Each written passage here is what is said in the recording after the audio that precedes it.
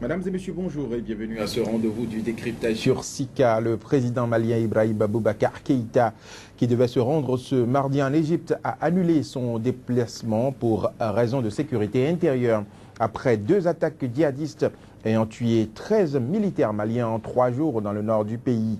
Ces attaques qui sont revendiquées par l'AQMI et Al-Qaïda dans le Maghreb islamique posent la problématique de la survie des derniers accords de paix signés entre les rebelles et le gouvernement malien. Ces accords vont-ils partir en fumée comme les précédents? C'est une grosse interrogation qui interpelle les acteurs politiques impliqués dans la mise en œuvre de l'accord d'Alger. Reprise des attaques dans le nord du Mali. L'accord de paix issu des négociations d'Alger est-il en danger? Ce sera notre premier débat du jour. Nous parlerons ensuite de la Côte d'Ivoire. Le président Alassane Ouattara a déposé ce mercredi sa candidature à l'élection présidentielle du 25 octobre prochain. Mais quelques jours plus tôt, certains membres de l'opposition, notamment les membres du FPI, le Front populaire ivoirien du président Gbagbo, El Abdelrahman Sangaré, ont jugé non conforme à la Constitution la candidature du président Ouattara à l'élection d'octobre 2015. Mais cette affaire d'ivoirité, on se le rappelle, a été l'un des éléments précurseurs de la crise ivoirienne. Candidature du président Alassane Ouattara en Côte d'Ivoire. Le FPI dénonce le non-respect de la Constitution du pays. Ce sera notre deuxième débat du jour. Mais avant de lancer les discussions de ce jour, Madame, Monsieur, je vous propose de faire un tour de l'actualité en Afrique. C'est à travers ce flash d'information. La communauté internationale s'inquiète de la détérioration alarmante de la situation sécuritaire au Burundi. Ceci après la tentative d'assassinat d'un défenseur des droits de l'homme et le meurtre du général Adolphe Nshimirimana. Mardi soir, des tirs d'origine inconnue ont longuement retenti dans un quartier de Bujumbura, où le calme est ensuite revenu. En Côte d'Ivoire, le président Ouattara a remis ce mardi à une 50aine de victimes de la crise post-électorale de 2010-2011 un chèque de 1 500 € chacun. Estimé à environ 74 000 victimes, elles sont au nombre de 4 500, dont 1 000 blessés à être pris en compte pour cette première phase d'indemnisation. En France, plus de 200 migrants occupent depuis vendredi un ancien lycée hôtelier désaffecté dans le 19e arrondissement de Paris. Certains d'entre eux avaient été expulsés de la halle Pajol à Paris. D'autres viennent tout juste d'arriver en France. Leur comité de soutien dénonce l'inaction des services publics. 13 militaires maliens tués en 3 jours dans le nord du pays. Ces attaques qui sont revendiquées par l'AQMI Al-Qaïda dans le Maghreb islamique posent la problématique de la survie des derniers accords de paix dans le pays. Reprise des attaques dans le nord du Mali. L'accord de paix issu des négociations d'Alger est-il en danger? C'est le premier débat que je lance après ce générique.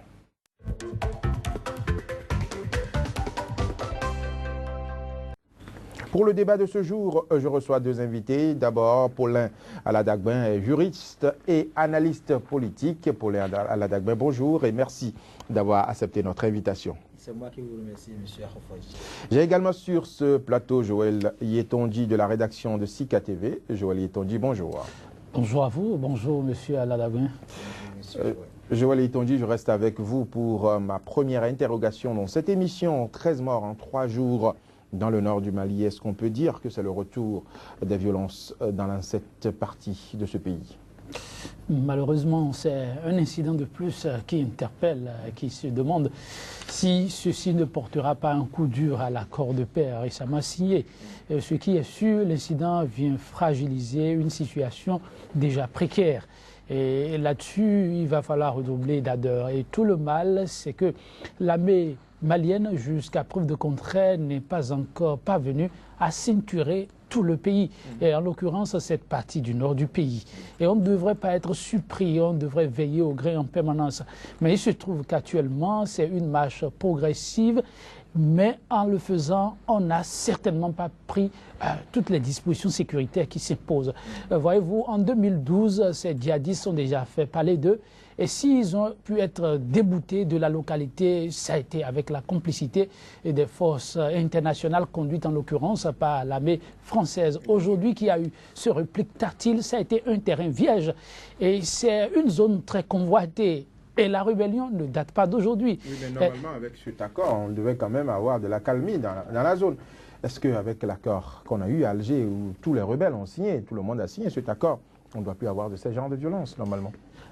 Ce n'était pas prévisible que ce soit une paix totale, parce que il y a eu de part et d'autre des concessions qui ont été faites.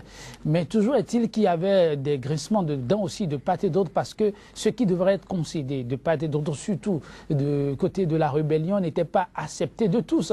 Qu'on verse une bonne partie de cette rébellion à l'armée nationale, qu'on exige cette cohabitation et qu'on concède un certain nombre de fauteuils stratégiques à la rébellion. Voyez-vous, ce n'était pas des choses... Certains n'étaient pas d'accord, oui, mais si vous n'êtes pas d'accord, il faut poser le problème.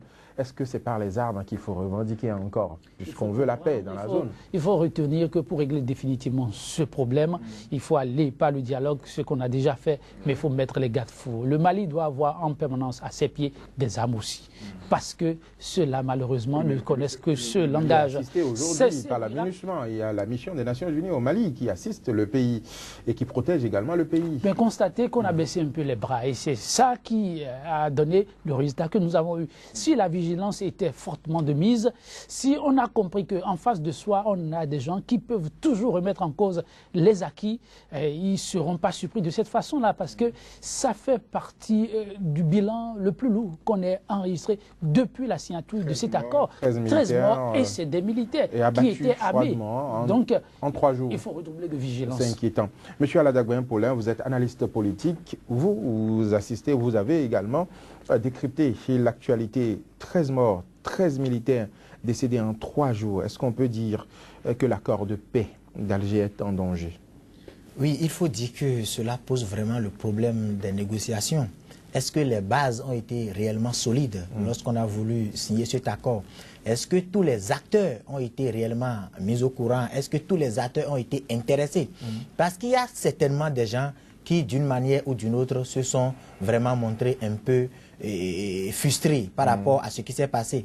Parce que vous savez, lorsque un détachement a voulu se rendre dans une ville, notamment au niveau de Mampala, c'est en ce moment au niveau de la forêt de Toulé que un groupe, je vais peut-être appeler ça un groupuscule d'hommes armés, ont surgi et ont pu attaquer ce détachement. Et l'autre problème qui se pose, c'est que 2 jours après, puisque les forces maliennes ont vraiment répliqué, mais 2 jours après, lorsque ça s'est passé un samedi, lorsque le lundi, les autres n'ont pas pu accepter cette défaite, sinon leur déculotté, ils sont revenus à la charge. Et cette fois-ci, ça a été... Ils ont tué 11 militaires maliens. Alors, est-ce à dire que le verre est toujours dans le fruit? Parce que là, ils ne viennent pas de nulle part, ils sont dans le Mali. Comment se fait-il que ceux-là ne participent pas aujourd'hui à l'accord de paix? Est-ce que cela remet en cause cet accord? Cela voudra dire qu'on ne les a pas certainement bien intéressés. Il va falloir qu'on puisse négocier avec eux. Parce que lorsque toutes les parties sont d'accord autour du consensus, on ne pourra pas avoir cette résurgence des violences.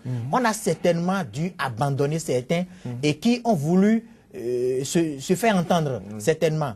Et ça pose également le problème de l'effectif que nous avons au niveau de la MINUSMA. Il y a près de 9000 casques bleus. Et les populations se demandent, est-ce que les casques bleus ne devraient pas anticiper, voir l'artillerie, l'armement, les moyens dont ces forces disposent, est-ce que ces forces ne devraient pas anticiper sur de pareilles opérations? Parce que, vous savez, lorsqu'on est dans de pareilles situations, il faut rester sur le qui-vive. Il faut rester vraiment aux aguets. Oui, mais le Mali est très grand. Il y a une grande partie qui est dans le désert. Et vous savez que contrôler le désert, ce n'est pas chose facile. Or, ces rebelles sont habitués à vivre dans le désert. Ils connaissent les recoins de ces déserts. Donc, bien entendu, mais vous savez, la MINUSMA, ce n'est pas quand même une petite force. Tout à fait. Et c'est composé de beaucoup d'éléments et des gens, des gens très très spécialisés avec je vais dire, des moyens qu'il faut. Donc, je crois bien que il va falloir que les Maliens puissent encore revoir la copie, surtout au niveau de l'armée, parce que ça, c'est un coup dur. Même si dans le rang des assaillants, on peut aussi dénombrer des morts, il faut dire que 13 morts du côté des forces des militaires loyalistes, c'est assez, il va falloir faire beaucoup attention. Alors, donc selon vous, il faut revoir l'accord de paix, il faut peut-être intéresser ceux-là aujourd'hui qui manifestent et qui veulent se faire entendre, c'est cela? Tout à fait, parce que si les bases étaient solides, si tout le monde s'était mis d'accord avant que les documents ne soient paraphés, je crois qu'il n'y aura pas aujourd'hui une résurgence des violences. Oui, ça veut dire qu'il y a certainement des gens qui... Il y a le mouvement de l'Azawad qui a signé quand même au nom des groupes rebelles de la zone. Oh, oui. Donc ils doivent quand même, les responsables de l'Azawad doivent quand même pouvoir canaliser ces milices armées. Est-ce que le chef Jimmy, le rebelle, est-ce qu'il a été réellement... Puisqu'il y a la démobilisation qui est là. Et il va falloir composer avec tout le monde.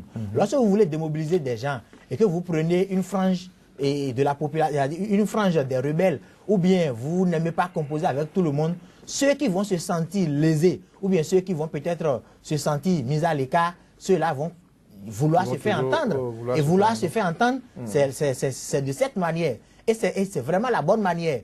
Et là, ça va ramener les autorités à repenser le problème de la signature de l'accord. Alors, Joël Itondi, on a attribué ces attaques à l'AQMI, à Al-Qaïda dans le Maghreb islamique, alors qu'on sait que certains groupes rebelles du Nord Mali sont proches de l'AQMI. Alors, comment est-ce qu'on peut comprendre que ces groupes proches de l'AQMI aient accepté de signer l'accord et qu'aujourd'hui, l'AQMI continue par attaquer le Mali? Oui, c'est toujours l'expression du mécontentement. La satisfaction n'est pas totale. Et quand vous allez aux négociations, et même si c'est la tête pensante qui conduit les négociations, et qu'il y a certains qui pensent qu'ils jouent un rôle d'appoint dans le combat qui est constamment mené et qui n'ont pas gain de cause, ils peuvent faire comprendre que leur parole compte aussi pour beaucoup. Leur considération compte pour beaucoup. Donc ce qu'il y a lieu de faire, c'est de sauvegarder déjà ce qui est. C'est-à-dire, c'est heureux qu'on a aujourd'hui un certain nombre de groupes rebelles qui ont souscrit et qui respectent l'accord, même si ce n'est pas totalement à la lettre. Maintenant, veillez à ce que ceux-là qui ne sont pas contents, qu'on puisse les amener aussi à entrer dans les rangs. Mais en addition, il faut pouvoir trouver les voies et moyens, si c'est avec des forces coalisées, multinationales, au niveau de la sous-région, avec peut-être l'appui du jour des forces internationales, voir comment doter la même manière de plus d'amples moyens pour pouvoir sécuriser cette zone, parce que le problème se pose. Si on peut... De quoi est-ce qu'ils ont besoin pour sécuriser? Ils ont l'appui de la MINUSMA, donc de quoi est-ce qu'ils peuvent encore avoir besoin? Vous savez, ce qui s'est passé récemment, le samedi plus précisément, ça a été l'embuscade qu'on a posée à ces derniers. Ils n'ont pas pu y échapper. Si on avait des moyens de détection, qu'on sait que les velléités peuvent surgir de tel ou tel endroit, on peut anticiper. De l'anticipation... On peut vraiment détecter des rebelles, des terroristes cachés dans le désert, c'est difficile. Hein? Vous avez le cas Boko Haram qui est là. Jusqu'à aujourd'hui, on n'arrive toujours pas... La situation du Nigeria ou du Boko Haram et d'AQMI, les modes opératoires ne sont pas les mêmes. On peut facilement s'en sortir lorsque, dans le cas d'espèce, on donne des moyens qu'il faut à l'armée malienne. L'armée malienne n'est pas étrangère à la réalité du sol dans le nord du pays. Mais ce qui manque fondamentalement, c'est le renseignement. Et là-dessus, je dis, ils ont besoin de plus de moyens. Et le gouvernement malien aussi doit pouvoir investir dans ce sens-là. Parce qu'on ne peut pas se contenter du fait que, oui, on a signé d'accord et se reposer sur ses lauriers. Ça peut toujours arriver. Oui, la démobilisation n'est pas une réalité. Voilà. Le désarmement n'est pas une réalité. C'est sur cela que je veux rebondir. Est-ce que ce n'est pas le retard observé dans la mise en application des recommandations de cet accord? Ce n'est pas ce retard qui entraîne ces nouvelles violences? Vous voyez, c'est progressivement. Il faut comprendre que les autres, ils sont pressés. Ils sont habitués à un mode de vie. Et c'est avec les armes qu'ils arrivent. Les rebelles doivent avoir des places dans le gouvernement. Tout à fait. Mettre en place une armée commune. Jusqu'ici, ils ne voient rien. Les choses ne se passent pas comme à la cour du roi Péto. À Bamako, le gouvernement continue par rouler carrosse, alors qu'eux, ils se disent, ils se sentent abandonnés. Oui, c'est en cela que je dis qu'il faut déjà essayer de donner satisfaction à ceux qui essaient d'entrer dans les rangs, les rassurer de ce qu'on n'est pas en train de dormir sur ses lauriers, donner de signal fort, mais en même temps, continuer le dialogue, faire comprendre à ceux-là, les choses ne se passent pas, malheureusement, au niveau de nos administrations, comme ça peut se passer au niveau d'une royauté. On aurait quand même pu demander à l'Azawad, au mouvement de l'Azawad, de désigner quelqu'un qu'on nommerait dans le gouvernement comme ministre chargé de la guerre ou bien ministre chargé de coordonner les activités. Le problème, c'est qu'ils ne sont pas seuls. Ça peut le faire comme ça, un élément qui va amorcer. Non, le faire comme ça, ils ont posé une condition bien précise, les autres aussi en ont posé. Comment faire pour que l'un ne se sent pas plus considéré que l'autre et l'autre lésé. C'est le problème qui se pose. Et la même Malienne a demandé à ce qu'on lui accorde du temps. On ne peut pas prétester de ce que les choses ne se font pas très rapidement et agir de la façon dont ça s'est passé. C'est vrai que c'est eux, leur façon de fonctionner. La même Malienne doit pouvoir prendre note de cela et c'est ça possibilité d'intimider aussi qui fera baisser les bras à ces derniers. Et une fois encore, il faut pouvoir donner les moyens qu'il faut à cette armée, qu'elle donne l'impression d'être aussi en mesure de nuire autant que la rébellion. Ça peut permettre de gagner encore en confiance parce que aujourd'hui, il n'y a pas que malheureusement les civils. Vous avez entendu les députés qui, en plénière hier, ont dit à cette allure, nous ne nous sentons plus en sécurité et nous ne sommes pas prêts à descendre dans le nord du pays, soi-disant pour sécuriser qui que ce soit, parce que ceux-là, définitivement, n'entendent pas raison. Paulin Aladagben, alors dites-nous, selon vous, pourquoi la mise en application des recommandations issues de l'accord de paix d'Alger, cette mise en application traîne-t-elle en longueur? Non, je crois que Joël Aouyah le dit tout à l'heure, il va falloir considérer tout le monde, il va falloir négocier parce que la démobilisation n'est pas encore totale. Et c'est ça qu'il est en train d'évoquer. La mise en application pose problème parce que les bases ne sont pas bien solides. Les négociations ne sont pas bien peaufinées. Les gens ne se retrouvent pas dans ce qui a été fait. Quand bien même ces gens-là ont participé et ont peut-être signé. Mais ce n'est pas tous ceux qui sont concernés qui ont pris part aux négociations. Certains ont peut-être... Ils ont envoyé des délégués. Oui, il y a eu des représentants qui ont parlé en leur nom et ils sont retournés pour des sensibilisations. Parce que, souvenez-vous que l'accord a été signé par le gouvernement en mars et les rebelles ont pris 3 mois de sensibilisation avant de signer cet accord. Est-ce que ce n'est pas suffisant? Et l'autre problème également, c'est que le gouvernement, c'est-à-dire l'État malien aussi doit pouvoir vite décanter la situation en disant bon, accordez-moi le temps, accordez-moi le temps. Les autres, c'est leur manière d'agir. C'est des gens qui ne peuvent pas attendre pendant longtemps. Et il faut parer au plus pressé. Et je crois que ça pose réellement le problème de l'accord qui a été signé parce que dans l'application, on se retrouve tout de suite heurté déjà à des rebelles qui, entre-temps, avaient accordé leur signature pour dire nous sommes pour la paix, nous allons retrouver le calme. Mais les civils aussi déjà, comme l'a dit Joël, au niveau du Parlement, ça risque d'embraser le reste, sinon les autres parties du pays. Quand on sait que le nord, le Mali est vraiment vaste, mais le nord également, c'est une grande partie du pays.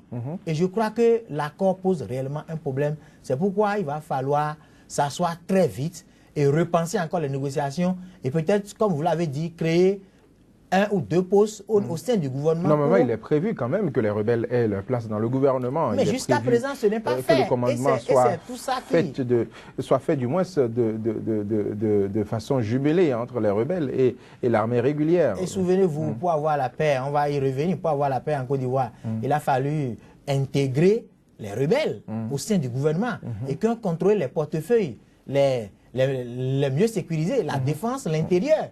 Donc je crois que les Maliens doivent aller vers une solution du genre. Oui, mais mon interrogation toujours par rapport à cette crise dans le nord du Mali, est-ce que vous pensez réellement que l'application de cet accord, l'accord d'Alger, arrange vraiment tout le monde? Parce qu'on a au nord la Libye aujourd'hui qui est déstabilisée, où il y a des miliciens, il y a des groupes armés.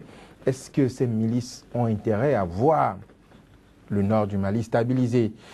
On sait également que dans le nord du Mali, il y a beaucoup de richesses. Est-ce que ceux qui convoitent ces richesses ont vraiment envie d'avoir un nord du Mali stabilisé? Ce sont des interrogations. C'est pourquoi je suis en train de dire que le verre est dans le fruit. La mort du Kadhafi en est pour beaucoup. C'est le monsieur pratiquement qui stabilisait la zone quand on connaît la proximité de la Libye avec le Mali. Et c'est des gens, une fois que le président Kadhafi est décédé, la zone n'est plus sécurisée comme cela se faisait. C'est Kadhafi qui intéressait ceux-là et qui pratiquement les canalisait. Aujourd'hui, qui n'est plus. Et qu'il y a réellement la richesse là. Les gens se demandent si réellement on arrive à avoir la paix, on ne pourra pas bénéficier, on ne pourra plus profiter des richesses qu'il y a dans cette zone. Parce que dans le chaos, il n'y a pas de contrôle. Donc chacun va et peut dévaster ce qu'il veut. Voilà. Alors que s'il y avait le contrôle, on peut tout de suite mettre la main sur des gens, sur d'éventuels faussaires. Il y aura une meilleure gestion. Il y aura une meilleure gestion. C'est pourquoi ceux-là n'ont pas intérêt à ce que le calme revienne à la maison. Il va falloir savoir négocier avec tact, sinon, à la où vont les choses, les rebelles vont s'imposer, ils vont rayer en maître. Et le pays risque d'être coupé totalement. Le serpent qui se mord par la queue. Joël Yetonji, c'est votre avis? Est-ce que ceux-là que ça arrange de voir du moins un Mali déstabilisé, est-ce qu'ils vont permettre l'application réelle de cet accord? Bon, il y en aura dans le lot qui auront souhaité se retrouver dans leur situation d'antan, à savoir libre de leur mouvement, d'aller et revenir, régner en maître comme ils l'ont fait de tout temps. Mais déjà, qui a eu un petit acquis, aussi petit soit-il, c'est un acquis qu'il faut savoir accompagner, à savoir cette signature. C'est très important ce geste qui a été posé. C'est maintenant. C'est pas la première fois qu'un accord de paix a été signé dans la zone. C'est pas la première fois. Je disais que la rébellion dans le nord du Mali, la première c'est en 1916. Voilà. Ça fait bien vieux. Et après on a eu 4 autres. Il y a plusieurs accords qui ont été signés, mais rien n'a été respecté. Les choses n'ont pas sérieusement évolué. Non, on ne dira pas rien. Les choses n'ont pas sérieusement évolué. Oui, mais il y a toujours eu de nouveaux belligérants qui viennent, qui signent de nouvelles signatures, peut-être de très belles signatures, mais la mise en application. Il ne faut pas perdre espoir. Il faut pas perdre espoir pour le Mali. Tout le monde ne sera pas content par rapport à ce qui se passe. Et vous avez évoqué un problème fondamental, à savoir les richesses du Nord. Et chacun peut s'en mettre plein la poche dans la situation actuelle, cette situation de chaos. Mais déjà que la plupart ont pu apposer leur signature, il faut pouvoir les accompagner, les intéresser. Ou plutôt, ceux-là n'ont pas les mêmes modes de fonctionnement que l'État régalien. Ils n'ont pas les mêmes visions que monsieur tout le monde, il faut le comprendre. Et aller très rapidement au remaniement. Il faut le faire. Maintenant, ce qu'il faut faire, ceux-là qui ont compris que la stabilité de cette partie, tout le monde y gagnera, c'est peut-être eux qu'il faut essayer au départ de léser. Parce qu'il faut pouvoir satisfaire certains au détriment d'autres. C'est aussi ça le problème. Comment satisfaire les gens qui préfèrent vivre dans le chaos que dans l'ordre? Aujourd'hui... Parce qu'il y a des gens qui préfèrent le chaos dans le nord du Mali. Ça, c'est vrai. Mais on leur a fait comprendre qu'ils ne pourront pas régner indéfiniment en maître.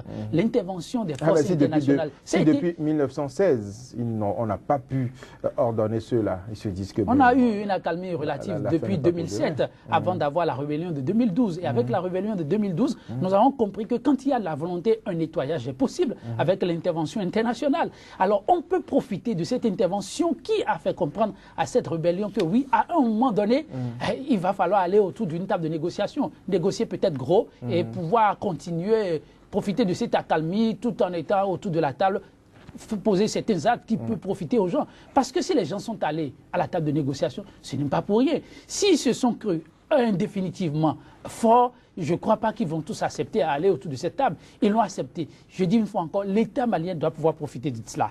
Ils l'ont accepté. Maintenant, se doter des moyens qu'il faut. S'il faut recruter davantage, former davantage, demander à ce qu'on aide l'État malien à se doter d'une armée capable, qui maîtrise le terrain dont il est question pour faire le travail comme cela se doit. Il faut pouvoir le faire.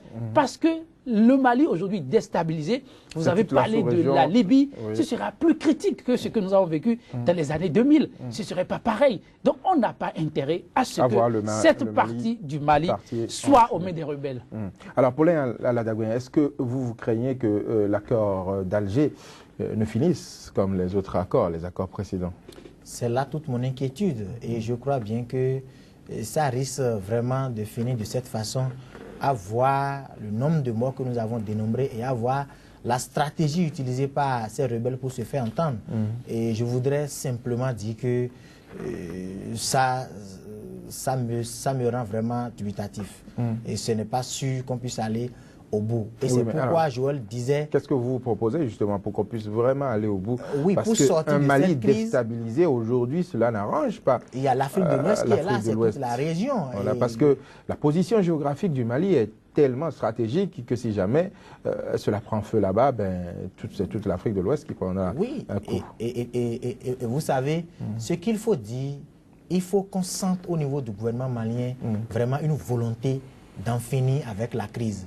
Et la volonté dont je parle, c'est faire des concessions. Ce n'est pas seulement se retrouver autour des documents et négocier paraffés, mais il faut qu'on sente dans les actes que ceux-là veulent réellement finir avec la crise. Et Joël l'a dit, on peut tout de suite rapidement on le sent tous les jours, puisque le gouvernement a été le premier à signer quand même cet accord, à encourager les négociations dans le cadre de cet accord. La richesse qui est au nord est aux mains des rebelles, et le gouvernement intéresse, c'est pourquoi le gouvernement s'est empressé de signer. L'autre chose, Joël disait tout à l'heure, si on devrait peut-être en finir avec la crise, c'est de faire rapidement un remaniement et de donner l'opportunité à ces rebelles-là de contrôler certains portefeuilles ministériels pour pouvoir réellement se taire. Qui parmi ces rebelles? Parce que voilà que parmi eux déjà, il y a des dissensions. Ils se disent qu'ils ne sont pas engagés, certains se disent qu'ils ne sont pas engagés par la signature portée par ceux qui ont signé. Donc, est-ce que cela ne pose pas également un problème il faut faire de représentativité au niveau de ces rebelles? Tout le monde ne peut pas aller au gouvernement et toutes les sensibilités ne peuvent pas se retrouver au gouvernement à la fois. Donc, il va falloir faire des concessions et peut-être définir vous pensez un système vous pensez qu'un rebelle armé est prêt à faire des concessions, à comprendre de quoi il s'agit? Non, entre eux, entre les rebelles même. C'est-à-dire que quand on a peut-être 3 groupes, il faut que ces rebelles s'entendent pour dire premièrement, c'est tel groupe qui passe, ou bien les 2 premiers groupes vont d'abord passer, après pour telle durée, et après nous aussi on va passer. Si on ne fait pas comme ça, on risque de ne pas avoir, de tourner en rond, et ça va toujours profiter aux rebelles, parce que les richesses que ces rebelles détiennent, les gens n'ont pas intérêt à ce que ça se calme. Parce que celui qui peut se lever de lui-même et aller prendre ce qu'il veut, vous pensez que si éventuellement le calme revenait, celui-là n'aura plus les coups de franche pour opérer. Et il n'a pas intérêt à ce que ça se calme.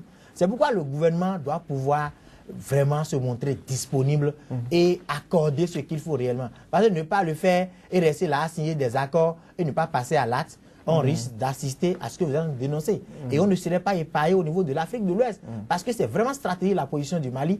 Et tenez-vous tranquille, la Libye aussi est là.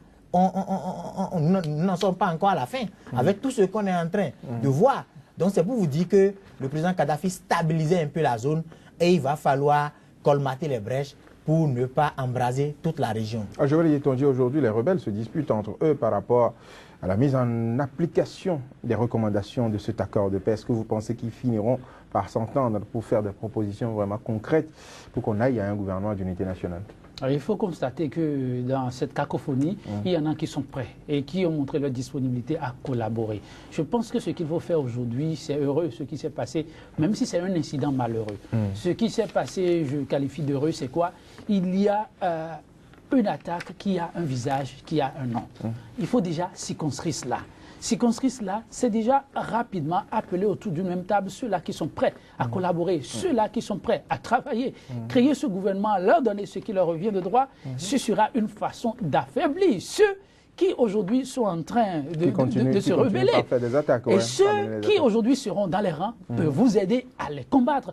Donc l'armée malienne et le gouvernement, en l'occurrence, a encore les cartes en main. En principe, ce qui s'est passé doit pouvoir mener IBK à pouvoir aller vite, à faire très rapidement les diligences qui s'imposent pour pouvoir calmer les ardeurs. Ne pas le faire, ce sera lui-même qui ouvrira d'autres fronts.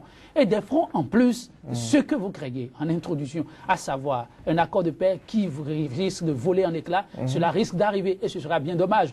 On ne parviendra plus à ramener tout cela autour d'une même table comme on l'a fait de par le passé. Donc il faut aller vite, on n'a pas beaucoup de temps à perdre malheureusement. Merci Joël Yetonji, merci Paulin Aladagoué, madame, monsieur, ce sera tout pour le premier débat de ce jour. Cette émission se poursuit. Voici un nouveau point de l'actualité, c'est le flash d'information. La communauté internationale s'inquiète de la détérioration alarmante de la situation sécuritaire au Burundi. Ceci après la tentative d'assassinat d'un défenseur des droits de l'homme et le meurtre du général Adolphe Nshimirimana. Mardi soir, des tirs d'origine inconnue ont longuement retenti dans un quartier de Bujumbura, où le calme est ensuite revenu. En Côte d'Ivoire, le président Ouattara a remis ce mardi à une cinquantaine de victimes de la crise post-électorale de 2010-2011 un chèque de 1 500 € chacun. Estimé à environ 74 000 victimes, elles sont au nombre de 4 500, dont 1 000 blessés à être pris en compte pour cette première phase d'indemnisation. En France, plus de 200 migrants occupent depuis vendredi un ancien lycée hôtelier désaffecté dans le 19e arrondissement de Paris. Certains d'entre eux avaient été expulsés de la halle Pajol à Paris. D'autres viennent tout juste d'arriver en France. Leur comité de soutien dénonce l'inaction des services publics. En Côte d'Ivoire, le président Alassane Ouattara a déposé ce mercredi sa candidature à l'élection présidentielle du 25 octobre prochain. Mais quelques jours plus tôt, certains membres de l'opposition, notamment les membres du FPI, le Front populaire ivoirien El Abdulrahman Sangaré, ont jugé non conforme à la Constitution la candidature du président Ouattara à l'élection d'octobre 2015. Candidature du président Ouattara en Côte d'Ivoire. Le FPI dénonce le non-respect de la Constitution du pays. C'est le thème que porte le deuxième débat que je lance après ce générique.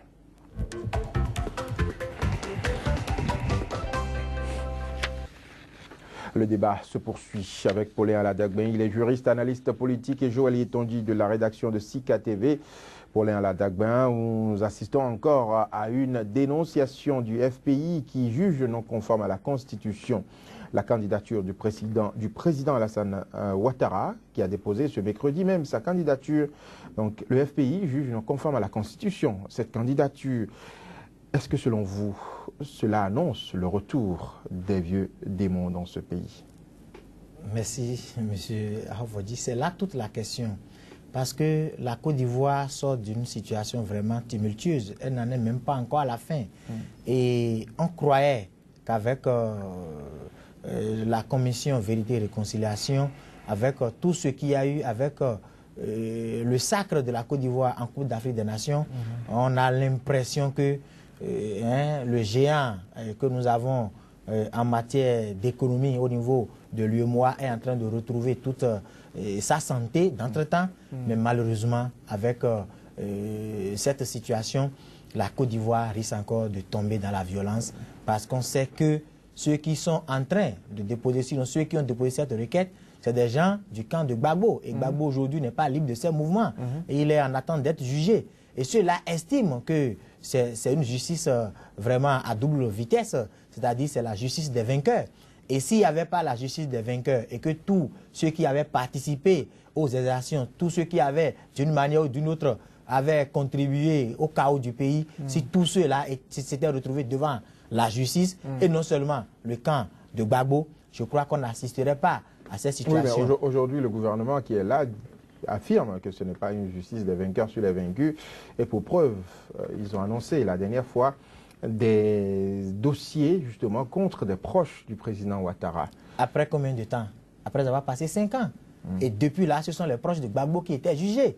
C'est tout récemment qu'on a dû annoncer 2 inculpés. Et jusqu'à présent, ce n'est même pas encore fait. Là, dans cette semaine-ci même, il y a le général Seka Seka qui a été condamné. La garde rapprochée de Simone Gbagbo à 20 ans d'emprisonnement.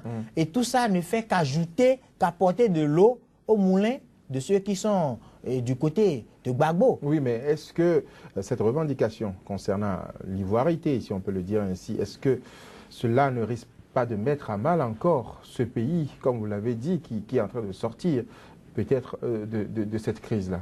C'est là toute la question. Et les Ivoiriens doivent savoir que on sait quand ça commence, mais jamais quand ça finit. La preuve est que depuis 1999, où le général Robert Guéhipé, à son âme, avait, au lieu de balayer correctement la maison, a voulu s'installer lui-même et s'est fait balayer. Je crois que jusqu'à présent, la Côte d'Ivoire ne s'est pas encore retrouvée. Les gens doivent savoir que la paix n'est pas un vain mot, mais c'est un comportement. Ils doivent pouvoir se calmer et se parler, dialoguer et se réconcilier pour que la Côte d'Ivoire puisse retrouver sa santé. Ceux qui sont en train de dénoncer le respect de la Constitution, sinon et la violation de la Constitution, c'est des gens qui ne se retrouvent pas dans ce qui est fait au niveau de la justice. C'est des gens qui, toutefois, ont toujours crié que c'est uniquement ceux qui sont du camp de Gbagbo, ce sont seulement les leurs qui sont devant les juridictions, qui sont dénoncés, qui sont inculpés et qui sont vraiment menacés, qui sont dérangés.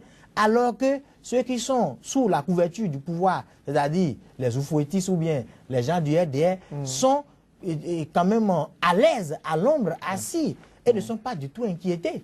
C'est pourquoi je vais inviter le président Alassane Ouattara à se mettre au-dessus de la mêlée, à parler avec tout le monde, à peut-être faire beaucoup de concessions pour que la Côte d'Ivoire ne retombe pas dans la violence. Le président Ouattara a lancé quand même un processus de réconciliation.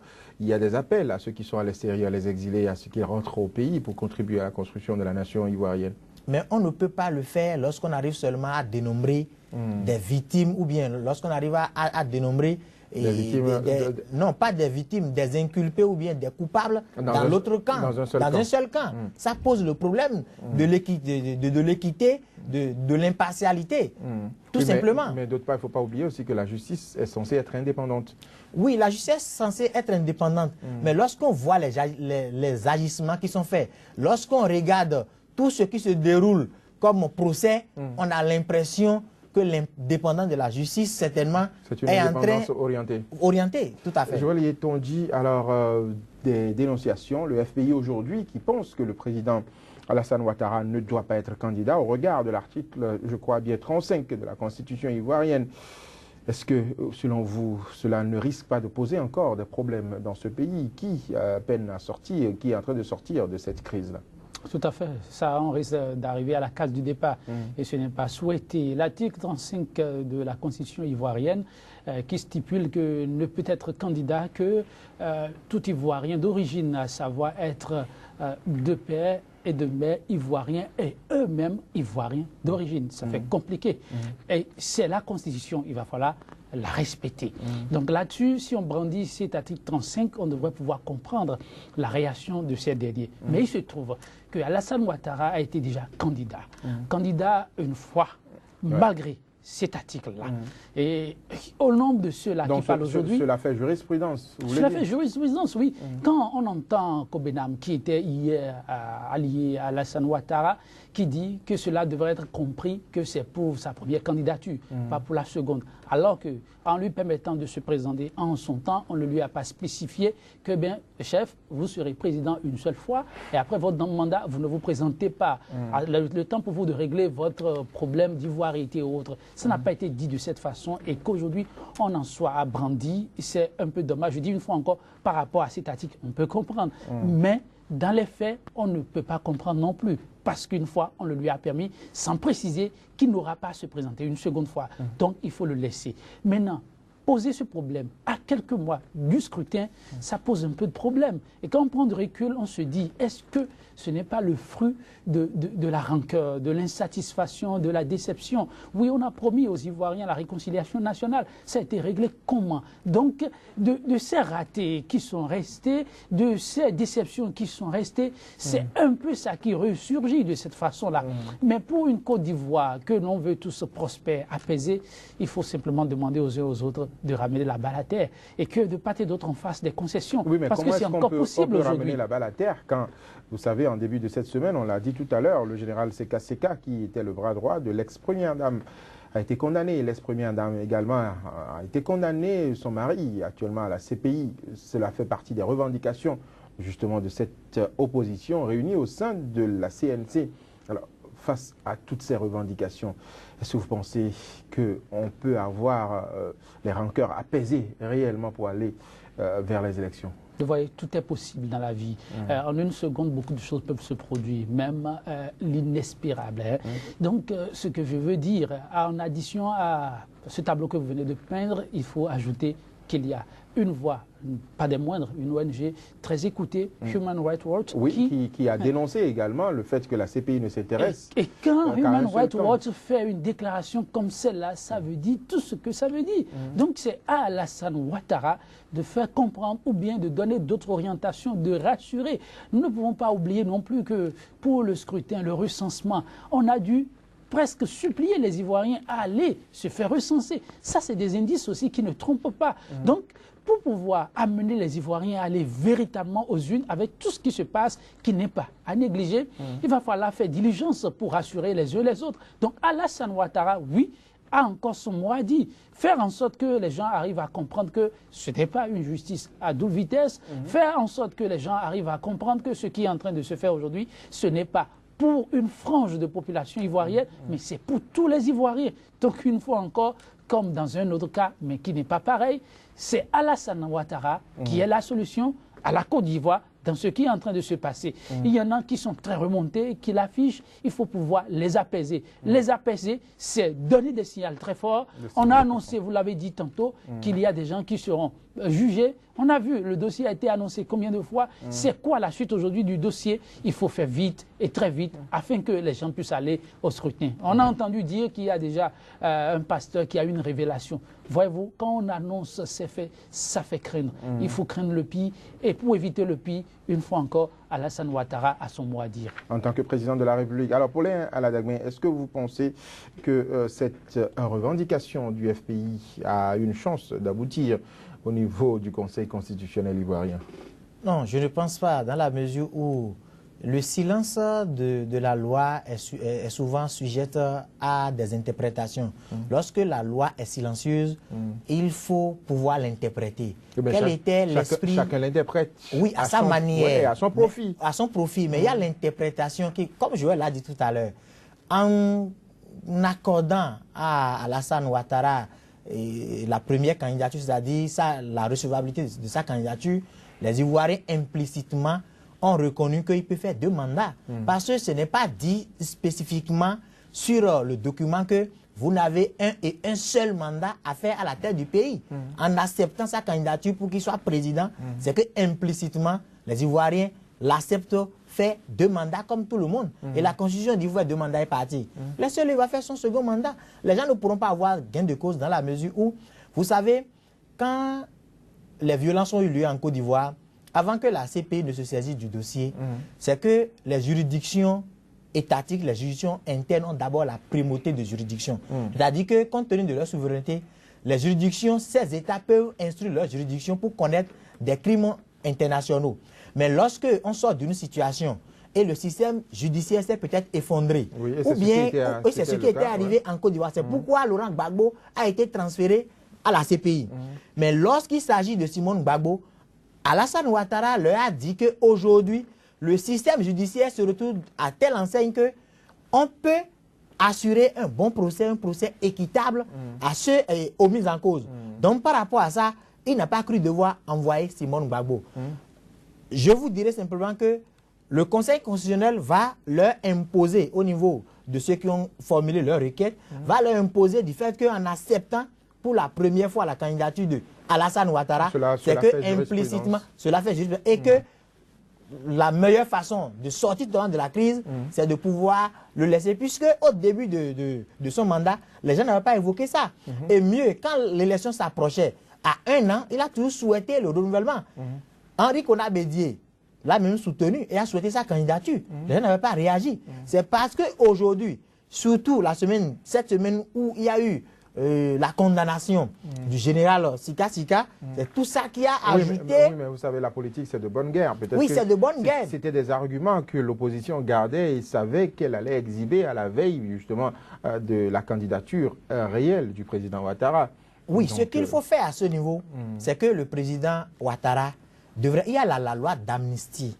Lorsqu'on sort d'une situation de guerre, il faut inviter tous les belligérants, les acteurs à s'asseoir autour d'une table, à discuter. Et c'est ça qu'ils ont eu à faire par leur commission Vérité et Réconciliation, qui a été dirigée par Charles Konabani avec vice-président Didier Drogba. Mais on a vu que cette commission n'a pas travaillé comme cela se doit. Il y a beaucoup de gens qui gardent encore des séquelles. Bien sûr. Heureusement que l'indemnisation a commencé seulement hier. Mais je crois bien que les Ivoiriens doivent savoir raison garder et discuter, parler entre eux.